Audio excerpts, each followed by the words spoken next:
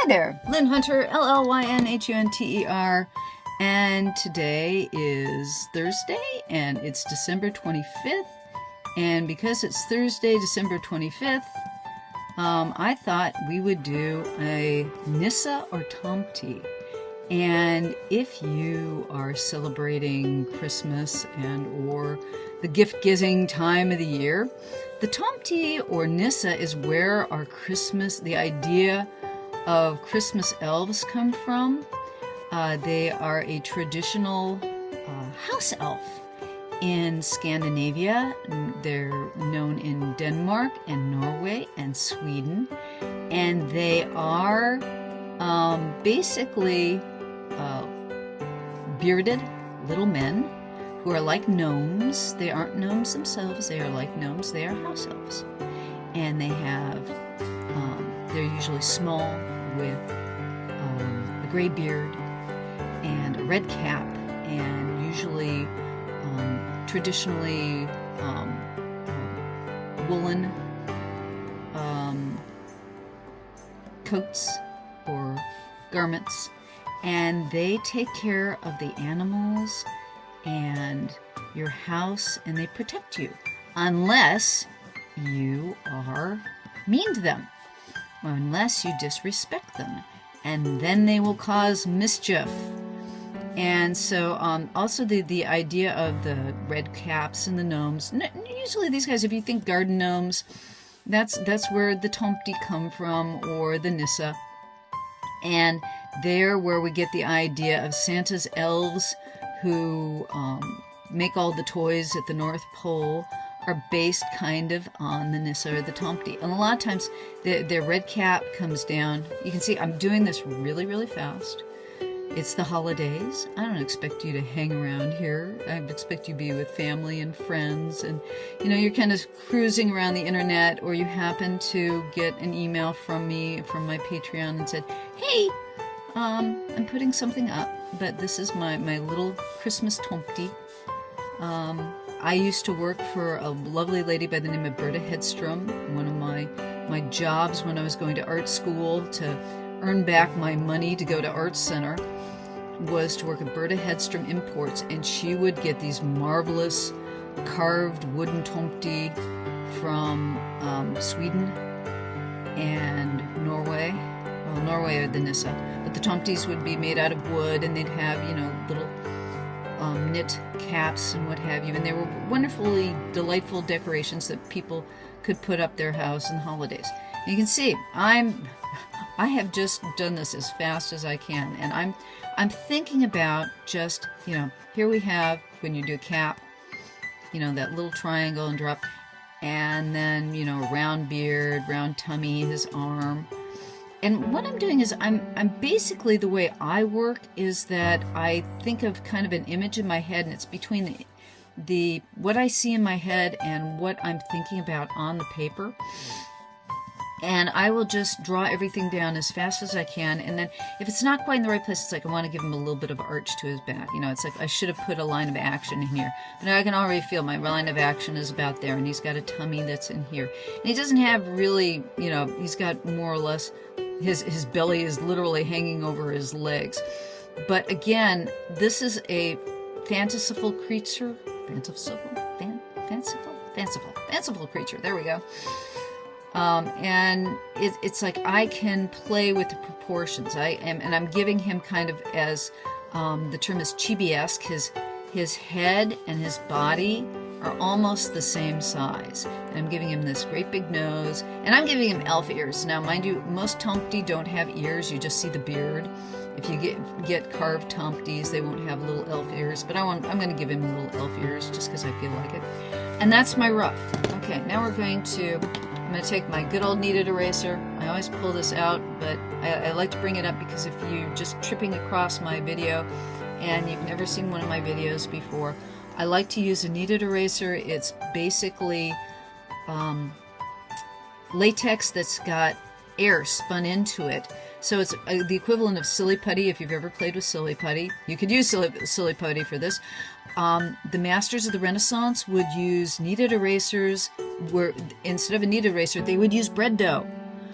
basically flour and water, and to not even, not even with the oil in it, so you don't have any oil on your paper. So it's just flour and water, and they would use that as their eraser. So they were using erasers way back in the Renaissance day. Instead of using lead pencil, they would often use silver. They'd take a slice of silver and attach it to a stick.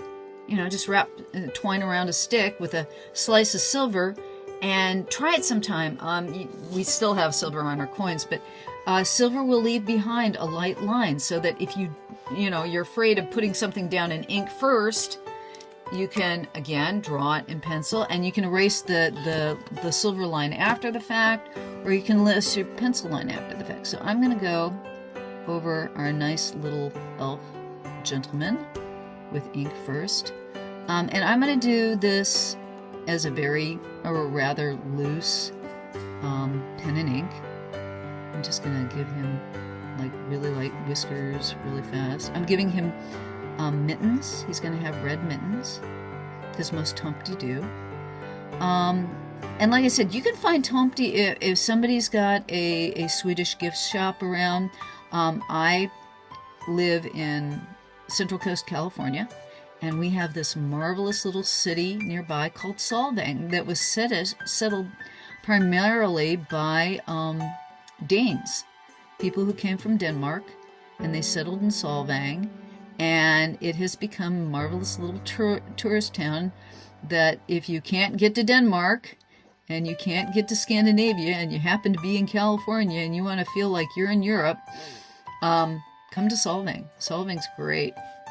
And they have, traditional Danish baked goods, and there's marvelous stores that will carry a lot of not just Danish giftwares, but they'll also have Scandinavian giftware. So they'll have Swedish and Norwegian and Danish types of giftwares, and that's where you can find Tomte and Nissa in California. And I used to work for this lady by the name of Berta Hedstrom. It was Berta Hedstrom Imports, and she would get stuff from Scandinavia. She'd get stuff from Sweden and Norway and Denmark.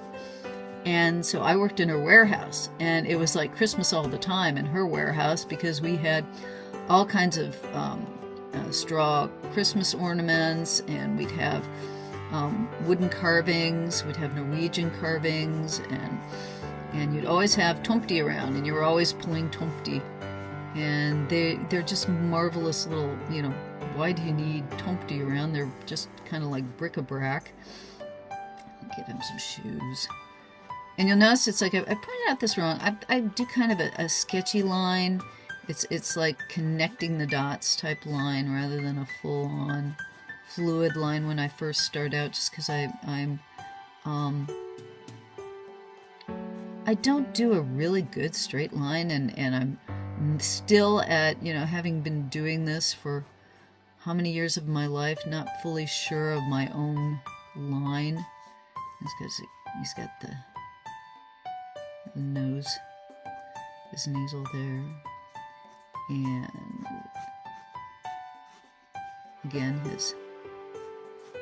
I like to flop over the cap. Most Tomtes have a pointed cap, and again these guys, the lore of the Tomte, there's not much to them. They're a house elf. Like I said, they take care of the animals. So like it's in the winter time, they'll make sure that your animals get through the winter, your goats and your cows and your sheep. They make sure that they're taken care of, and that things in the house will get, they'll magically get cleaned up. All of a sudden, you've left your shoes out, and the Tomtes will put them back next to your bed. Oh, that wasn't your mom who did it. That was the Tomte. And in order to keep in their good graces, like I said, they get a bowl of porridge, and with a pat of butter on top, as a gift for the holidays. And if you don't give your Tomte, his due in the holidays, you will expect bad things to happen within your house, and your goats will get burrs in their coats, and things will go awry, and so you want to make sure that you appease your good house spirits. And I think that every society has, their little house spirits that they need to appease and give their blessings to in the holiday season. I'm sure just about everybody, at one point or another, humanity, we always have the belief of little spirits around that need to take care of and need to be appeased and ask for their good graces. Just because, let's face it, we're fearful creatures. Everything goes wrong in our lives, and we want to ask somebody and something to take care of us just because so many bad luck things happen. We want some good things to come our way. And fate is just like that, It's like sometimes you have good things happen and sometimes you have bad things happen, and you want something to take care of those things that we just have no control over. So we make up things that we have no control over and say, hey, somebody help us here. We're, things aren't going our way. We need somebody to help make things go our way. So there's my little Tomte, the drawing of him, putting a little bit of cross-hatching on him just to give him some texture and some volume and to make him look a little more interesting. And throw some cross-hatching in there. Now I'm going to throw some paint on him. Let's see here. Excuse me. Let me get I should have charged my paints before I started this. But I wanted this to just be a quote-unquote really fast Christmas piece, holiday piece. For those of you who don't celebrate Christmas, Tomte, technically, you give them a bowl of something for Christmas to make sure that they treat you better all year round. But let's face it, something tells me that Tomte don't have anything to do with the Christian religion. So they're kind of their own nature spirit. And the Norwegians and the Scandinavians and the Danes, before Christianity came around, were technically polytheists. They believed in the Norse gods, and Tomte would be basically within those groups of the Alfar and the spirits in the woods. It's because even before you had the old gods, there always had spirits in the wood and things of that nature. And you can see right now I'm charging up a lot of different colors because to make this particular painting look more interesting, you don't want just flat colors. You want a variety of colors mixed in. And I'm going to start with this hat. And I've got kind of a muddy red. Tomte would have a bright red cap. And again, that's where, we have the Brits have the gnomes. The Germans have the gnomes. And I think that the gnome itself is, again, it's a Nissa or a gnome or a Tomte, or they're all basically the same thing. They're little elves that are considered good and do favors. And I did that a little bit heavy. So I'm going to come in, and red has a tendency to be a heavy pigmented color. So I'm going to take away some of this at the top, blot it out, and I'm going to take a little more of, this is Alizarin Crimson is a blue red, and I want to throw that into the shadow a little bit more. And when that dries, that'll dry with an interesting shape to it. If I haven't told you before, whenever you paint with watercolors, watercolor does half the work itself. One of the cool things about watercolor is if you learn to let it do its own thing, It often will give you surprises that you weren't expecting that are even better than what you intended. So sometimes watercolor literally will paint itself.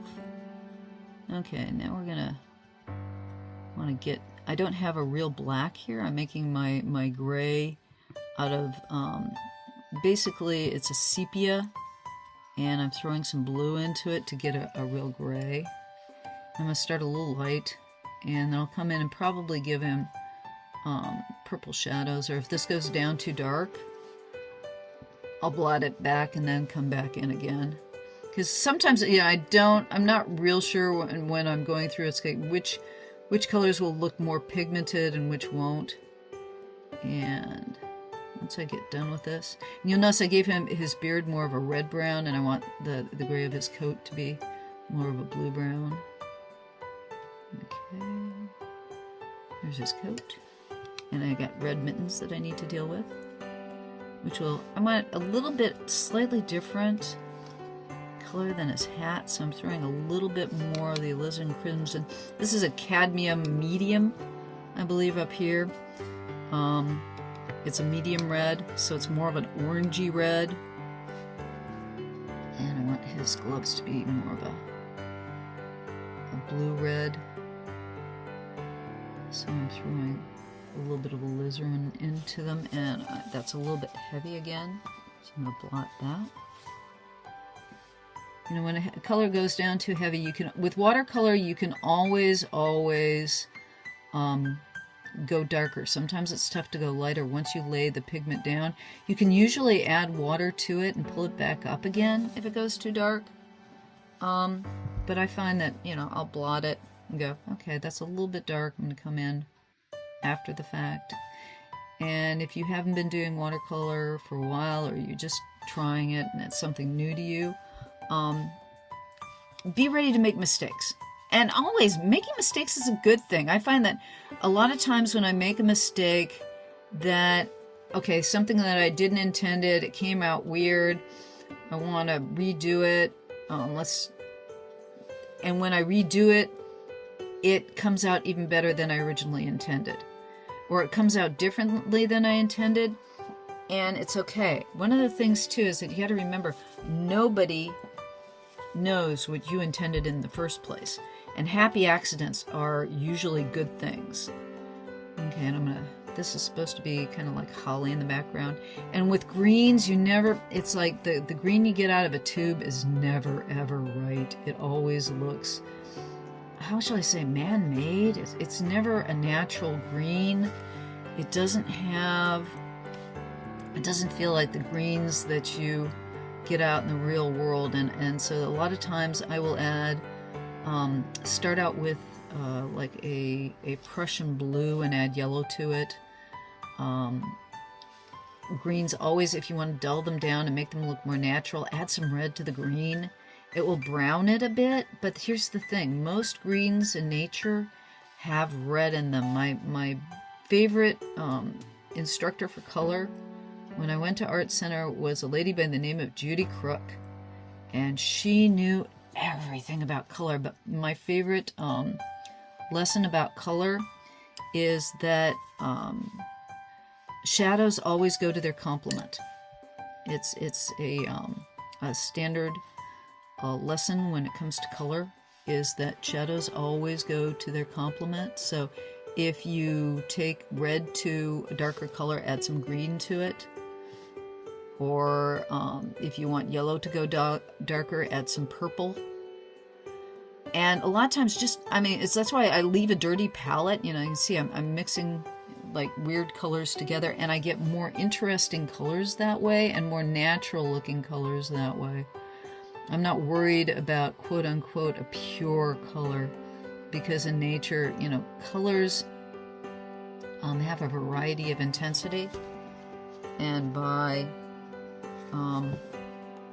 mixing colors that you weren't originally going to put next to each other, you can get some really, really interesting colors that way by just, okay, I had that blue next to the yellow and I went a little on the green side, and it's like, that's not a bad That's not a bad solution there. Okay, and I'm going to put his shadow. I've got this red here, and I'm mixing some blue. And that's going to... let's see here. Let's make that a little bit more red. And it's kind of the color of his jacket there. So what I'm going to do is I'm going to put the shadow down. I'm just going to lay it down underneath here. And then I'm going to blot it up because it's a little bit too intense, and especially because it's close to the color of his coat. So I'm going to blot that up.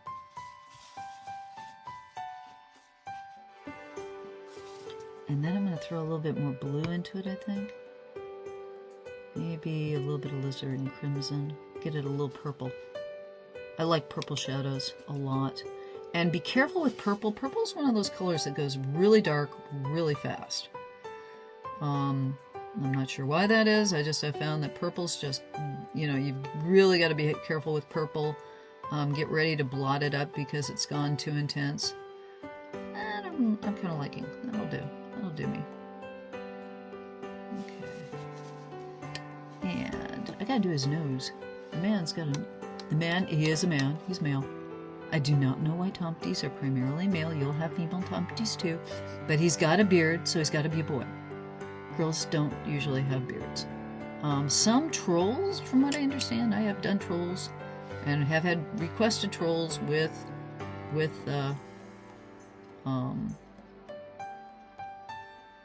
beards. There are some groups that decide that, okay, that not trolls but dwarves. Dwarves will have beards. I don't know why. They want girls with beards, but they do that sometimes with trolls. And now we've got his schnoz and his ear. And Tomtes do not have to be Caucasian. Tomtes can be any skin tone is fine for a Tomte.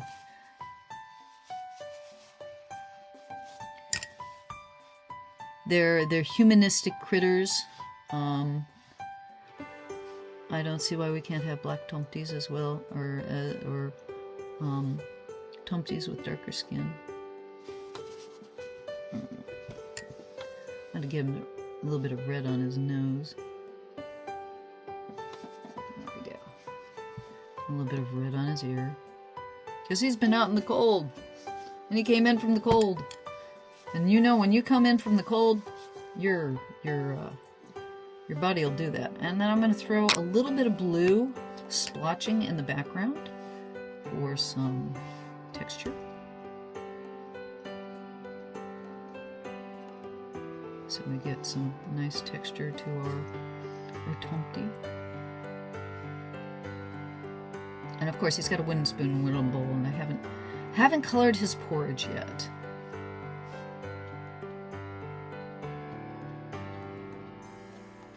And I also want to go in and give some shadows to stuff yet.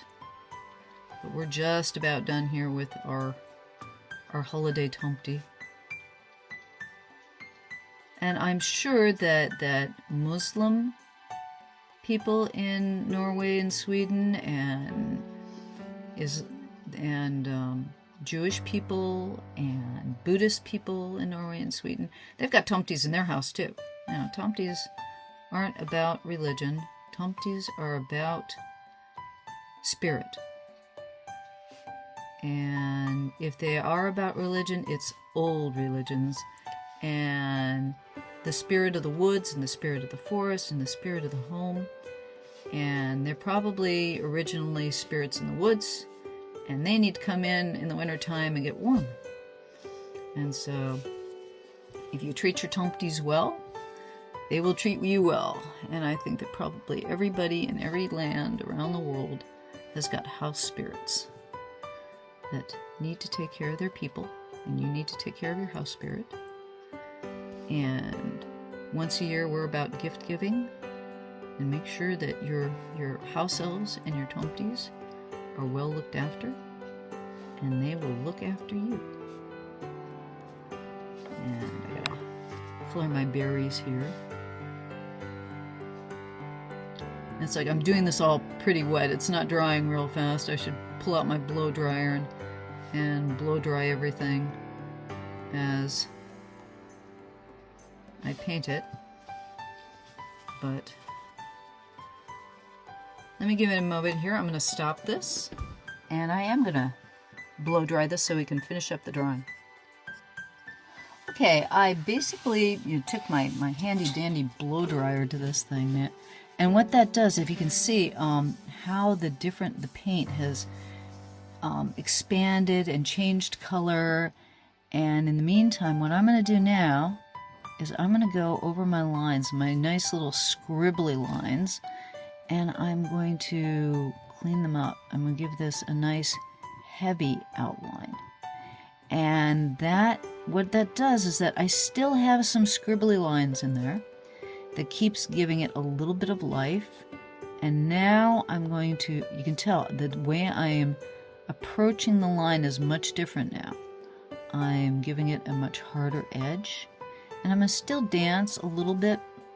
I'm going to go in and do some detailing on his beard a little bit more. But I'm going to give it all this a nicer, cleaner outline. So it's a little bit more solid and has more of a cut edge to it. And that's just my style. That doesn't say that that's something that you have to do. That's just something that I do. I did this very, very quickly. I was not trying to be accurate. I was not trying to be precise. But as I go back in, I want to be a little bit more precise. I want to give it a more definition. And that's not saying that you have to do anything like that. I mean, some people just like to have a nice, loose line. And I like a little bit of a loose line. But I like to go back and give it a little bit of a control cut too, because that defines the shape of the character. It gives it more solidity. And like I said, it's not a necessity. It's not something you have to do. It's just something that I like to do to give it a little bit of a cleaner look. Sometimes I don't do it. Sometimes I'll just leave it the way it is and make it look loose and not as connected. I'll probably, I'll leave this drawing alone or this piece alone after I've done the video and probably go back in and maybe even clean it up some more, because sometimes it's really good to go in after you've completed a piece and decide, I really there's something there that's not working for me that I want to change, or you can just leave it the way it was. I mean, technically every art piece that you do, every piece of creation you do, is you're pegging a moment in time. And how you decide to leave it is another piece of decision of what you want to say with your art.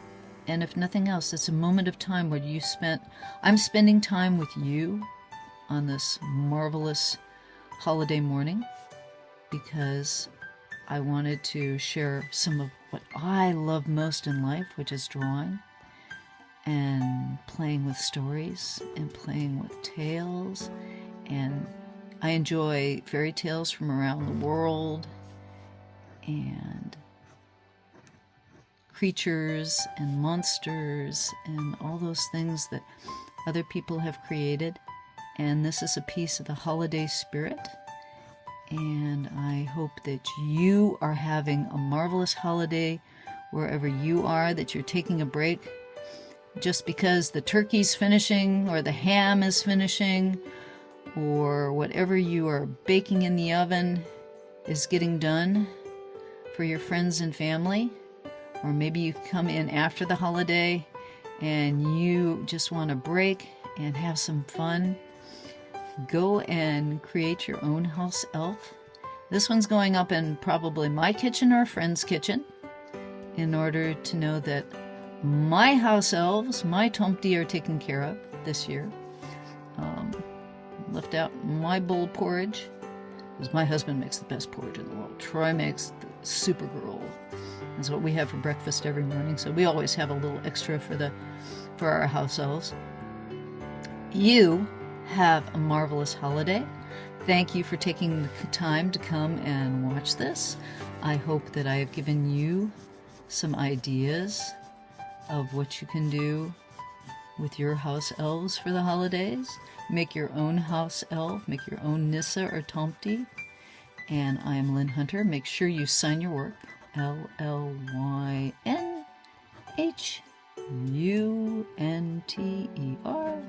25.